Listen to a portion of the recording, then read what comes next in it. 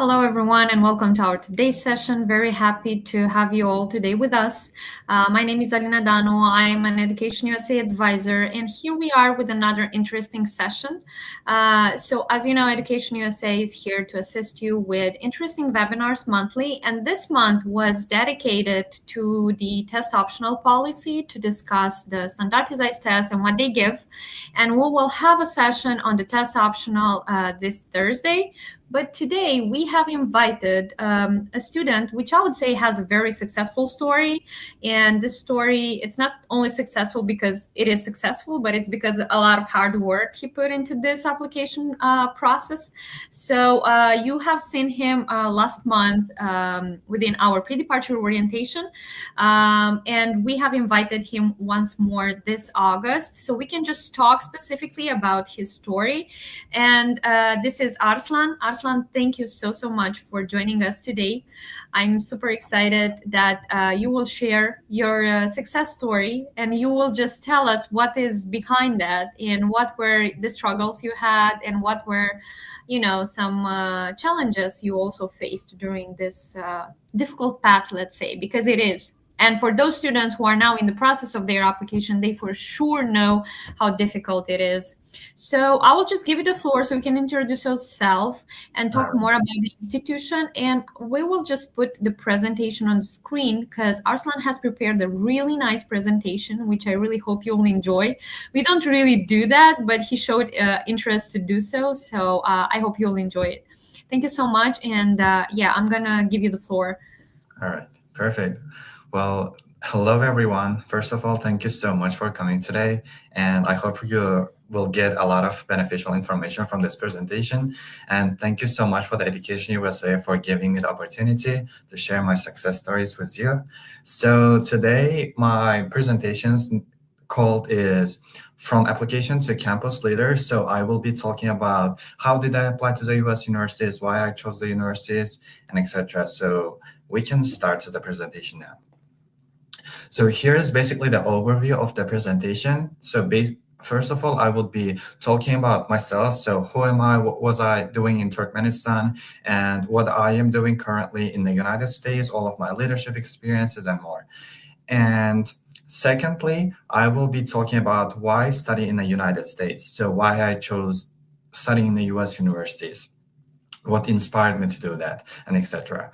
And I will be also talking briefly introduction to the Kent State University. So currently I'm studying at the Kent State University as a junior student, and I will be talking about my university, why I chose that university, and more. And next, we have my personal experience as a student and opportunities and student involvement. So as I mentioned, I am very involved on campus, and I will be sharing my experiences as a start and as an international student. And also at the end, we will have a small Q&A sessions. So here's me and my friends. So what was I doing in Turkmenistan? And so here are the list of the things that I was involved in Turkmenistan. And we have the first one, which is undergraduate cohort advising program. So I am an alumnus of that program. So what basically is that is, it's UCA is Education USA is one of the program which prepares high school students for the US universities, but they changed the name after my cohort. So it should have the different name right now. But so on that program, so this is basically a very competitive program. They choose only 10 to 15 students from each region, and I was one of the students from cohort. And so during that program, we got a chance to learn about US higher education system, standardized tests, English proficiency tests, TOEFL and SAT, and other things, and how to apply to the US universities and more. So we had our Education USA advisors, and we also had like professors and in specific classes. For example, we have a person who was teaching SAT classes, a person who was teaching TOEFL classes, and etc. So we had sessions on each Saturday. And I was also a volunteer at the Dashoguz American Corner in my country. So I'm originally from Turkmenistan, Dashoguz, Turkmenistan, and we had a place called Dashoguz American Corner. So in that place, so basically it's a place where people come and learn English for free through the presentations, activities, and we also had a library and a lot of books, and we also provided a lot of computers, 3D printing, and more. So as you can see from the pictures, this is me and my friends on our volunteering place. So I was doing a lot of presentations and like different activities about United States culture and STEM topics and etc. And moreover, I also did volunteering at the Red Crescent Society, special orphanage for children with tuberculosis illnesses. I also did and participated in a lot of webinars through the UNDP, UNICEF, and United Nations. And I did some other more volunteerings as well. And last but not least, I was a participant of Japan International Youth Innovation Summit, and I was a Turkmenistan representative on that program. So basically, Japan International Youth Innovation Summit brings delegates from all the countries, and I was an only one from Central Asia, not only from Turkmenistan. And there I represented my country, and I also had my own project called Empower Her. So on that Empower Her project, so my project was dedicated to educating women in Turkmenistan and for free. So I was a chapter ambassador and the founder of that program in my country. So we educated more than 200 girls with the help of more than 15 volunteers in different regions. So this is basically about my involvement in Turkmenistan. And now we go to my involvement in the United States. So as I mentioned, I am a junior student at the Kent State University and honors college student as well. And I am double majoring in international studies and human development and family science. So I have two majors at the university. And moreover, I am a student leader within different organizations. So let me list you some of the organizations that I'm a part of. So I was a mentor at my honors college, so peer-to-peer mentor, where I was helping freshman students to adjust to the campus life. And I'm also a member of Alpha Lambda Delta Honors Society. And I'm a student assistant at the senior vice president office. And I also worked at the recreation and vendor services as a supervisor and more. So I have a separate slide on the upcoming slides. And I am also serving as a president for the Central Asian Student Association. So basically, I'm both a founder and the president of that association because we didn't have anything related to the Central Asian students. So I opened that last April, and we are so excited to start doing a lot of great things this semester. And I am also a senator for the international students with the undergraduate cohort government. Yes, undergraduate student government. So basically what that is so we will be voice of the student body, like undergraduate student body, and I will be representing international students and advocating for them.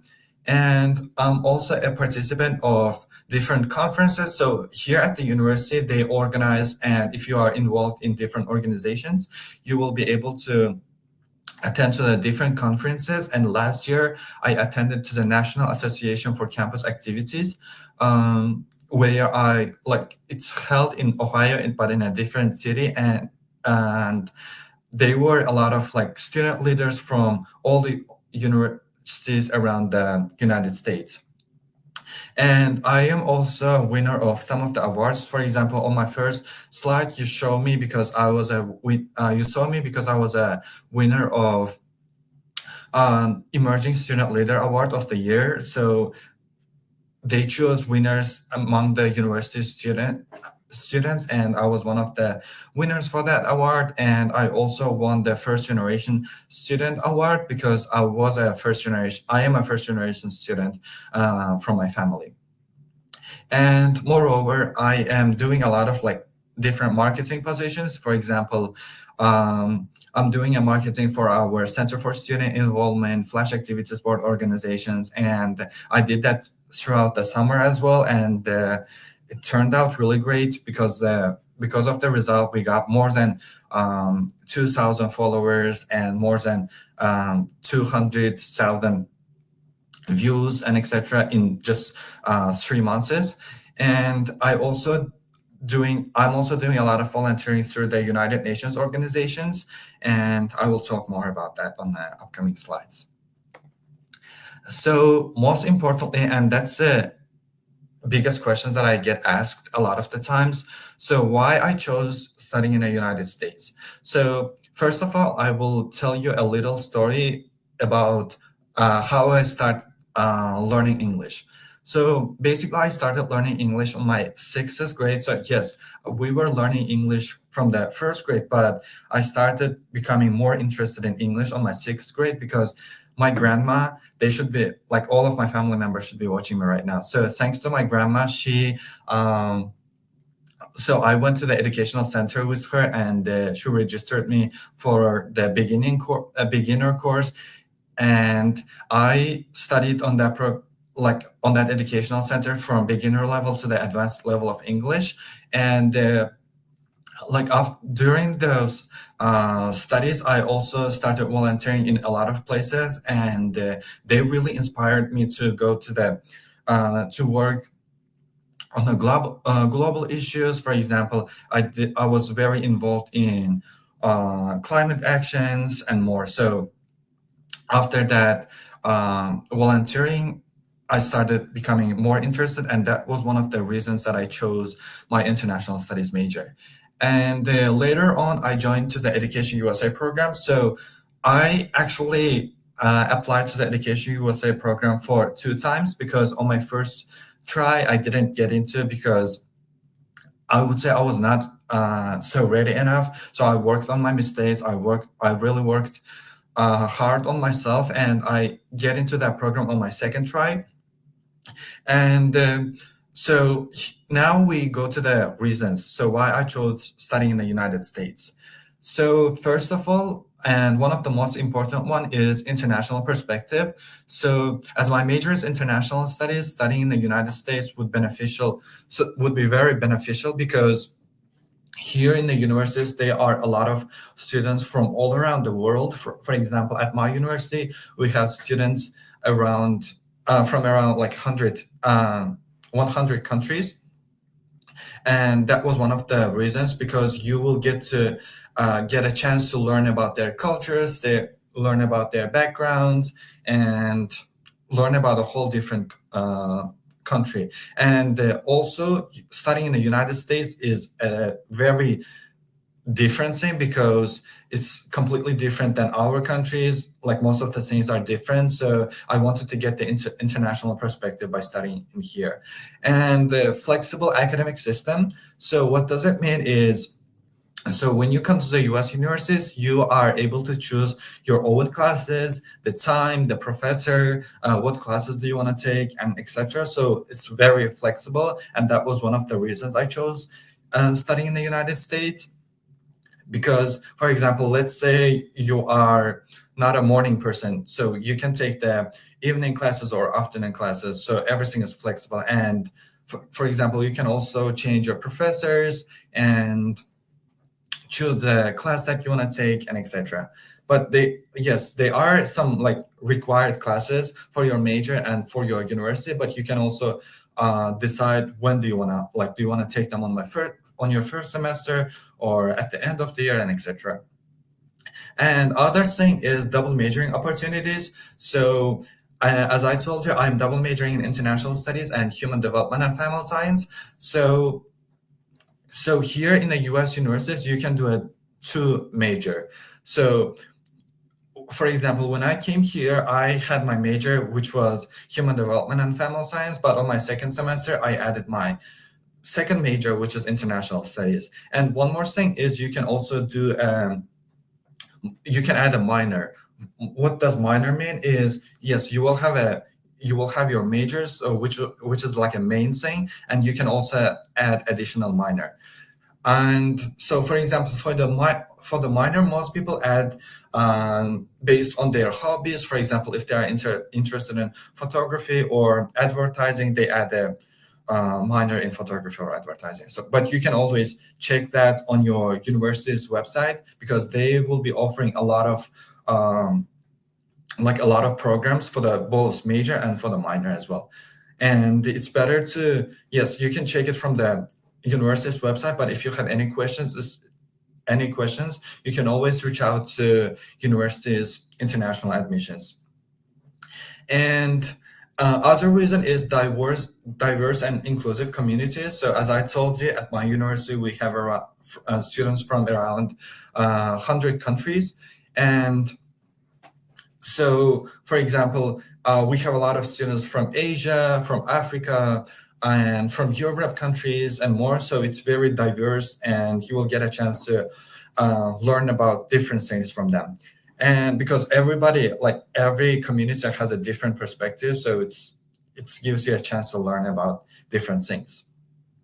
And leadership and internship opportunities is another reason why I chose studying in the United States, because as I told you, I try to be very involved in a lot of like leadership organizations and etc. So in the United States, you don't come only to study here, but you can also do a lot of like extracurricular work on campus.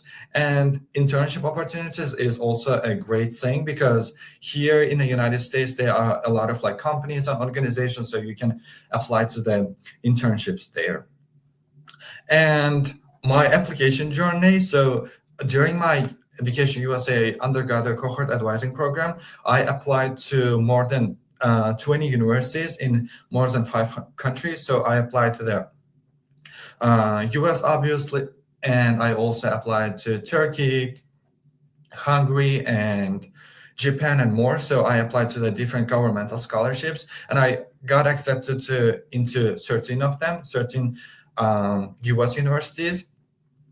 And so let me give you an example of which universities I got accepted. So I got accepted into the Curry College, Drexel University, Kent State, Miami University, Long Island University, Ferry State University, Caldwell University, and more. And yes. So yes, I got accepted into a lot of universities. But why I chose Kent State University?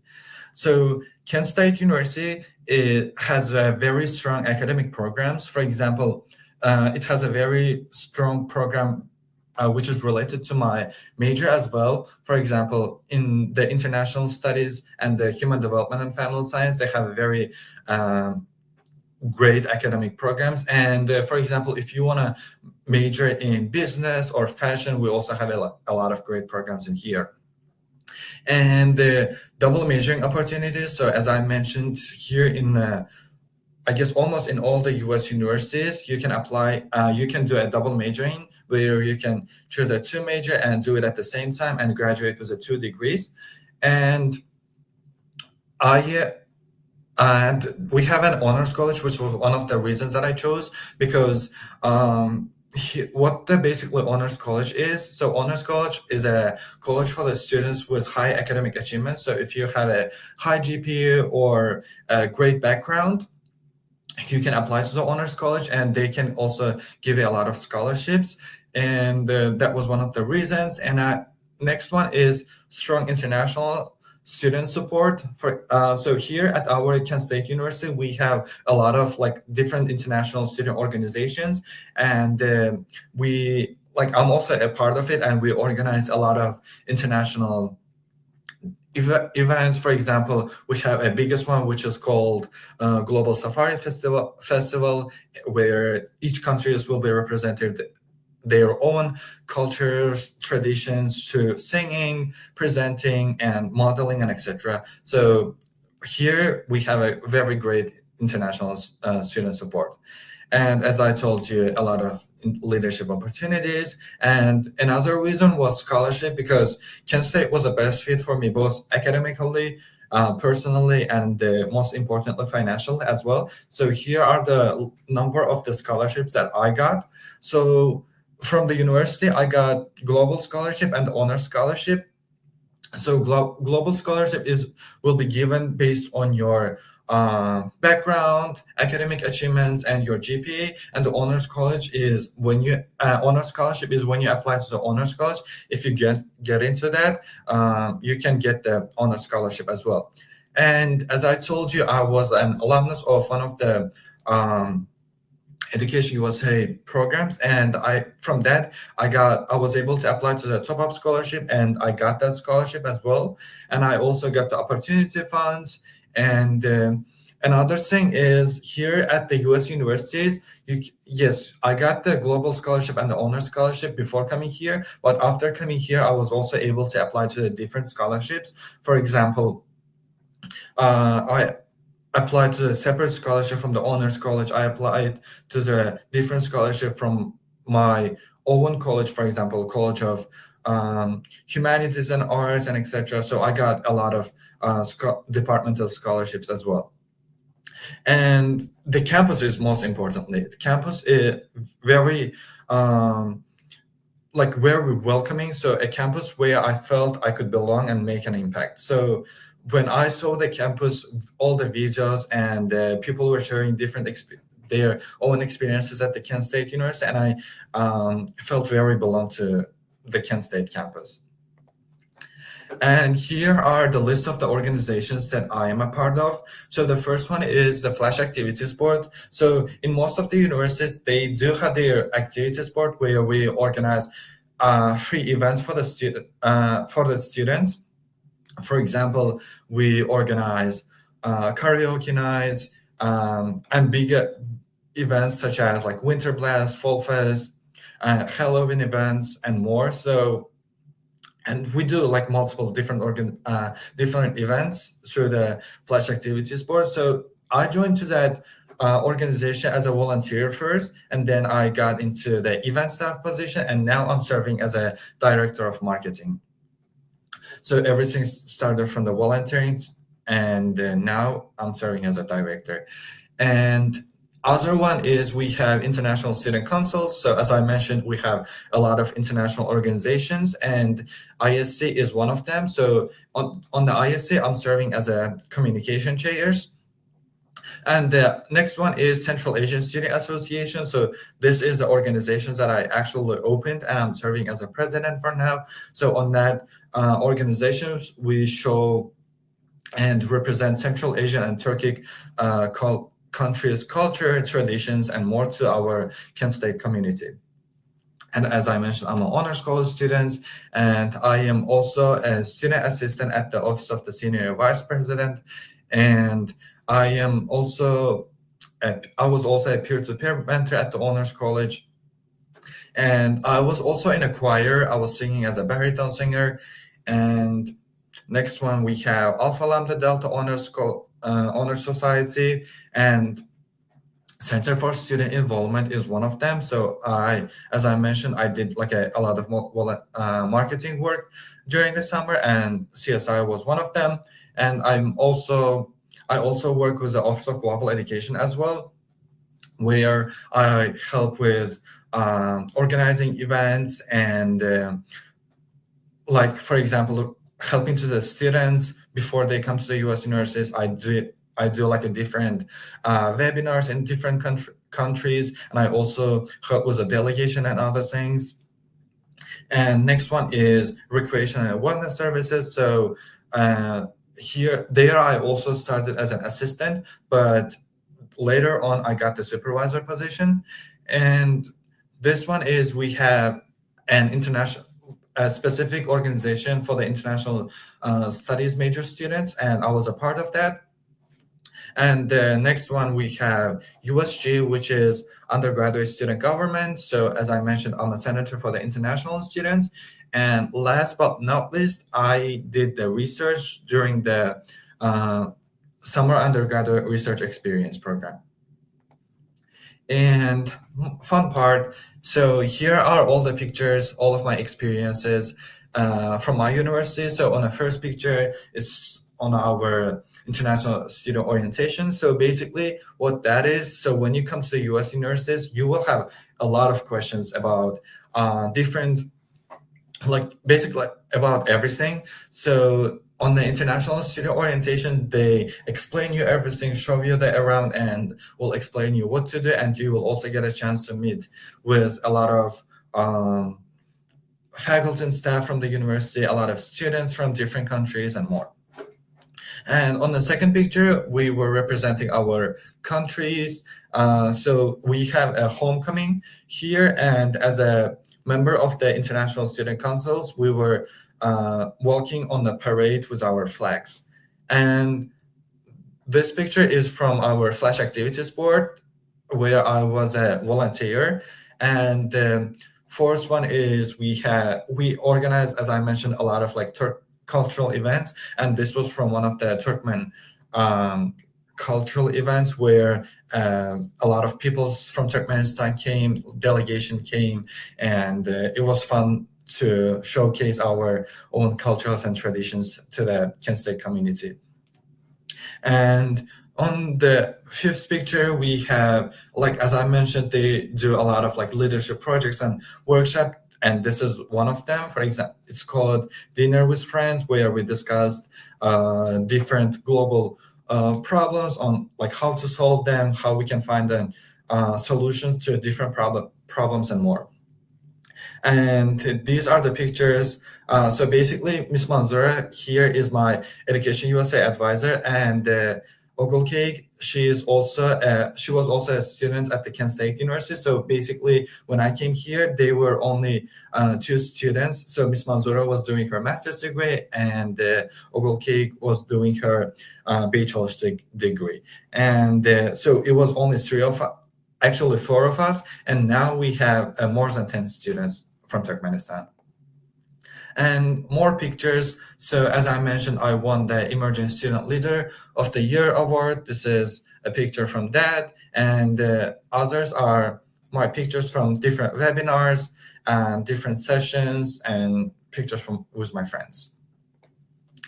And this is also a question that I got a lot asked. So in my experience with the English proficiency and SAT tests, so when I applied to the US universities, I took the Duolingo English test, because the reasons that I chose was, so Duolingo and the TOEFL was only options in Turkmenistan, and I chose Duolingo because it was both affordable and flexible, because you are able to take that test like anywhere, but it should be a quiet space.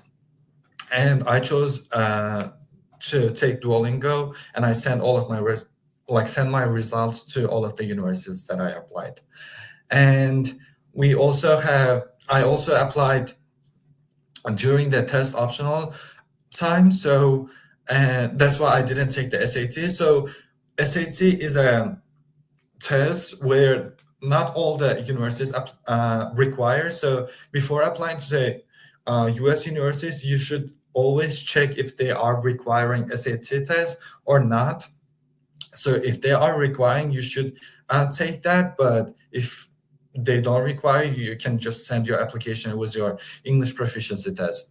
And my recommendation would be, so as I mentioned, check university's official website and check if they accept Duolingo, TOEFL, or if they require SAT and etc. So you should be always checking to that. So with my experience, I applied during the test optional time. So if you want to send your SAT, you can send it, but if you don't want to send it, it doesn't affect a lot to anything.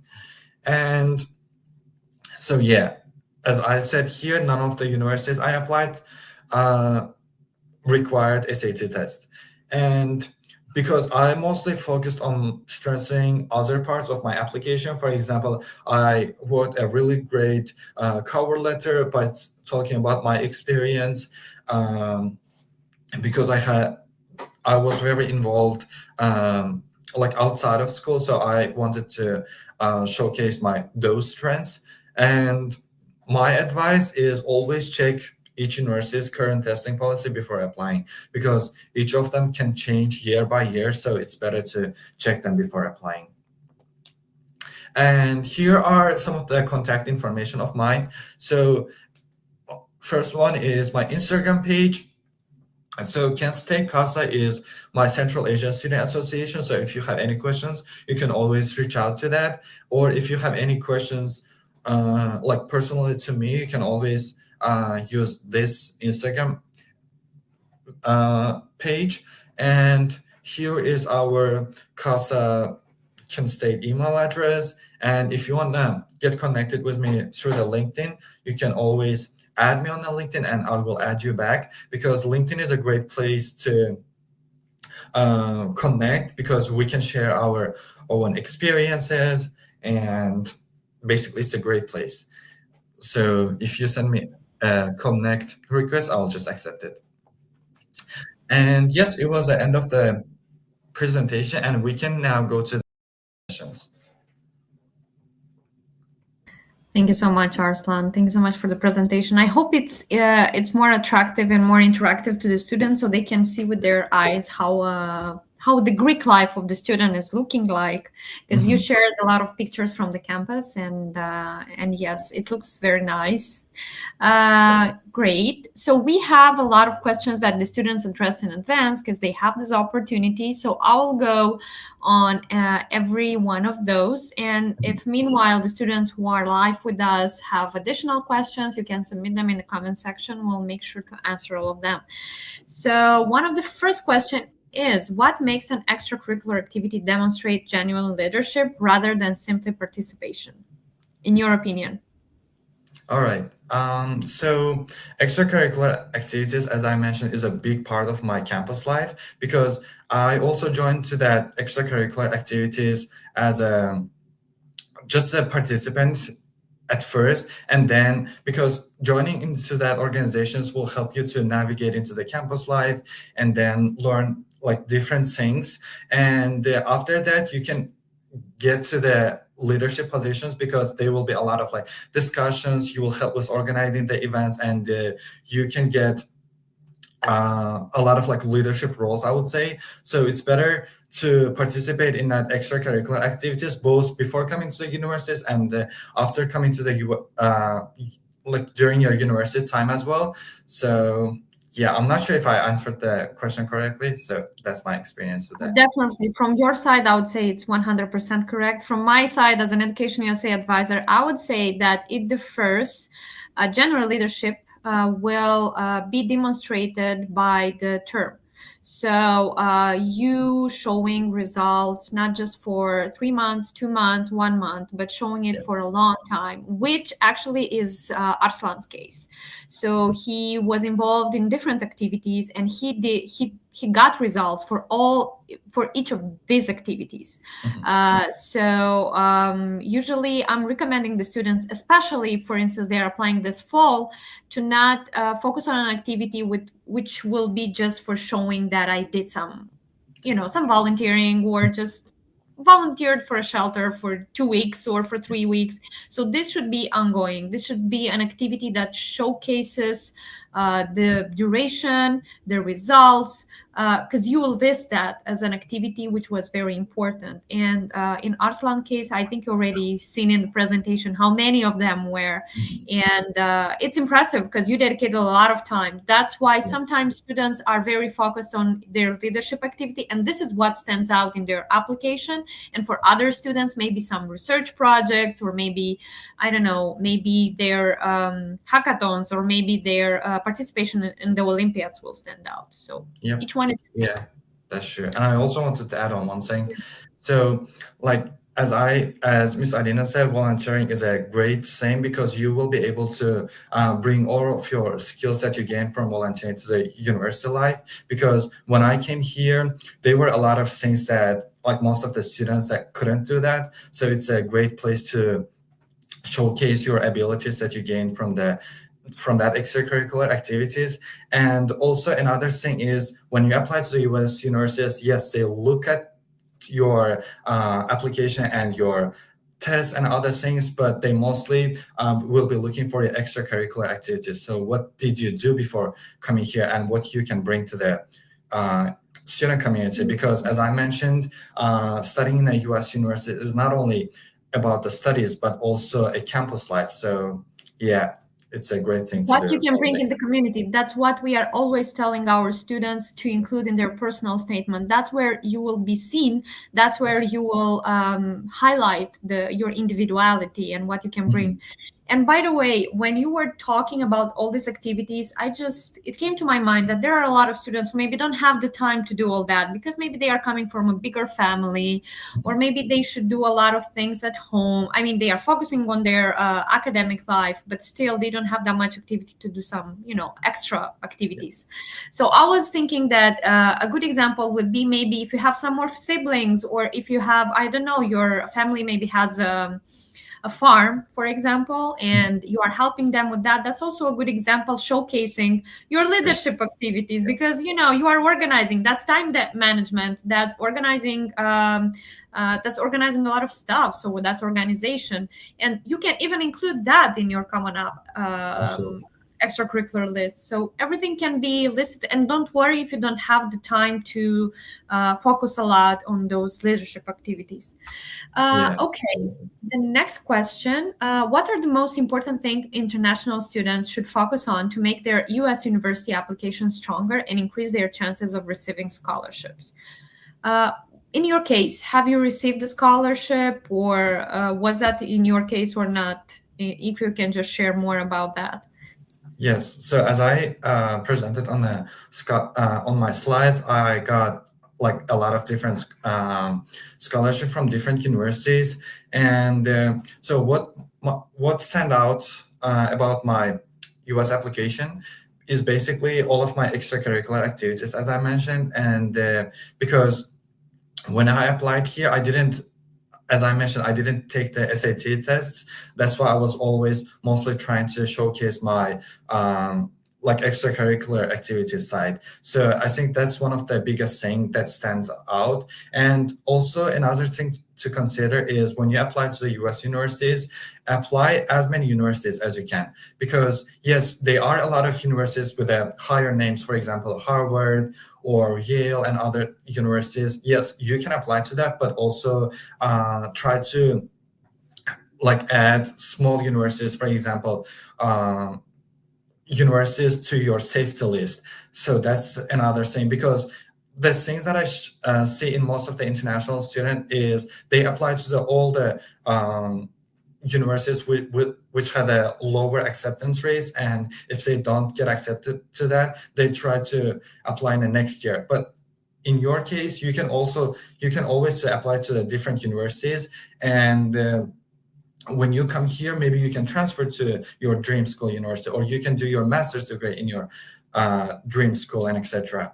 And another thing is you should start preparing your application 12 to 18 months in advance, because US higher education system is completely different than most of the universities. So you should be doing everything early. For example, I started doing mine when I was a 10th grader on my high school, because like all of my classmates were worried about like class exams and other things, and I was doing all of my applications and other things.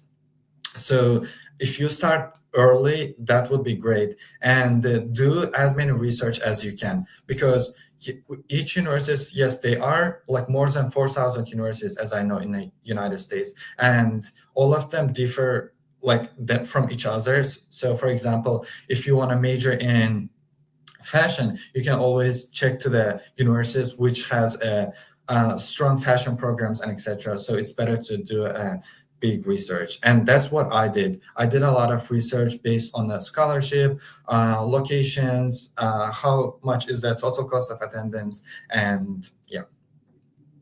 Thank you for sharing that. I would say generally answering this question from my side as an EducationUSA advisor, it depends also on the major that you are applying. Let's say that you are applying for computer science, and in your case, maybe the chances for you to increase your chances receiving the scholarship might be participating in different activities which should be related to computer science. And it depends also when are you applying? So Arslan recommended a very good thing here, that you should prepare in advance and you should start earlier, because that means that maybe as they are, the US institutions are having this approach of holistic admission, maybe you'll stand out with your extracurriculars, as Arslan's case, or maybe you will stand out with your Olympiads, or maybe because you are introvert person and you haven't participated in so many extracurricular activities, you will stand out with your research papers because you have done a lot of them, or maybe you had some projects that you have done yourself and you have very good results, which you can definitely list in your extracurricular list. So there are a lot of ways to increase your chances. And here is the help of the EducationUSA advisors, because we are trying to guide you depending on your profile on what would work best for you and best for your case.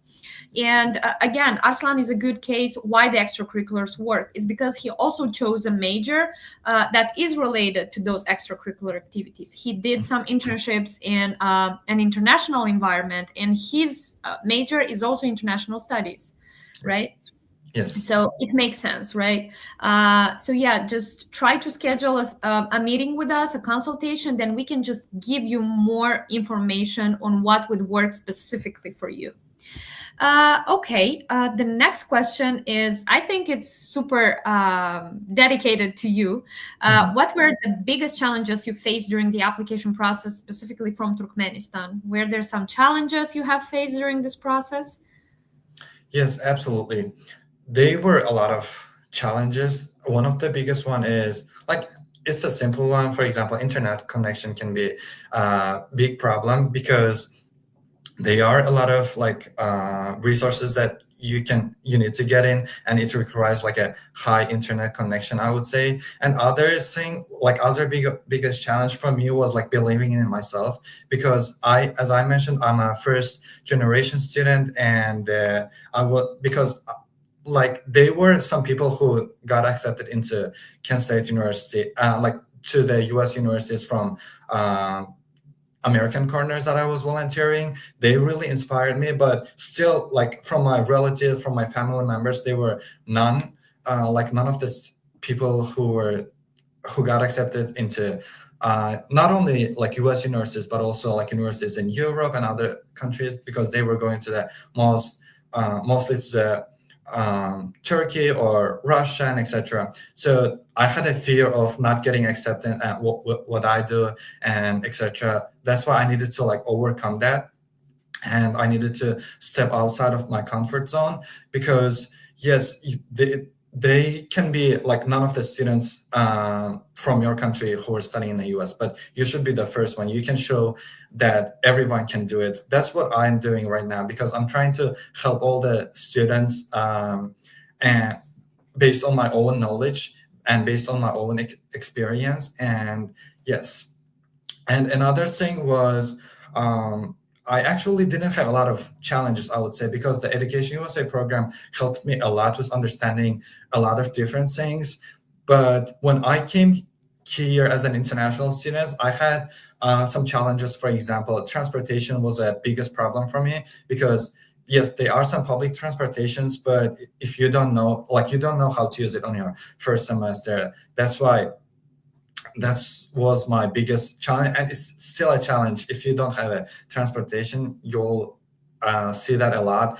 And also like getting used to the campus life is also a very different and very challenging things, because when I came here I was only 18 years old, and language barriers can be also the problems, because English is not our first language. And so these are all the challenges. But so to solve the challenges, there are a lot of resources that you can use. For example, here at the universities, there are a lot of international admissions who can help you with if you have any questions, if you have any problems or questions during your first semester, they can always help you that. So it's better to check that out and ask questions, because most people are afraid to ask questions. So they can think if they ask questions, they might seem weak or something like that. So, but in my case, I was always asking questions and getting help from my advisors and professors. That's great. Thank you so much for sharing that. Okay, the next question, which is also related to SAT, could you please clarify in which specific cases the SAT is required? I understand that not all universities require it. I can jump here saying that we'll have a webinar this Thursday with two institutions, with Rice and St. John's University, and we'll discuss the test optional policy. So one institution is requiring a standardized test, the other is not. So you can just see the perspective from both of them and why they are requiring it for specific students. I would say that my answer would be pretty similar to the same I've answered before. So depending on your profile, if you're applying maybe for a STEM major, I would definitely encourage the student to apply for it. But maybe if he stands out with some other things in his application, like in Arslan's case, maybe we can just discuss it and see what are your strength points. I don't know if you want to add here something, Arslan? Not really, but as I said in my presentation as well, check universities' official websites and see like what do they require. If they require SAT, you should take the SAT. If not, you can just apply with your like all the extracurricular activities and your English proficiency test if you believe that they are strong. And in my case, as I mentioned, I applied during the test optional, and all the universities that I applied didn't require SAT. So, yep. And also, SAT, it might not be for everyone. You can have it, but you maybe will not score the number of points that you want and you need for your application. So in the end, you will not submit it, but you have paid for it, right? So I would say that SAT needs to be taken by those students who definitely understand, they have a critical thinking about the fact if they will have the desired score or not. Because if, for instance, you haven't prepared for it and you want to apply this August, or you want to take it September, October, then maybe it's not a good timing because you haven't prepared for it. So there are a lot of things to discuss regarding SAT, and we will do that on Thursday. Great, thank you. The next question, what if I have nothing to say about volunteering or extracurricular activities, which is not your case? Yeah. As we already discussed, you can show your English proficiency test, and if you are strong in SAT, you can show that. And as Miss Alina said, you can also always talk about if you like took care of your sister or helped with your family business. You can also always mention that on your application, because on a Common App, like Common App is basically a platform where you can apply to the US universities. And when you talk about your extracurricular activities, there is a section which says, did you do any family business? Did you help with taking care of someone, and etc. So you can always mention that as well.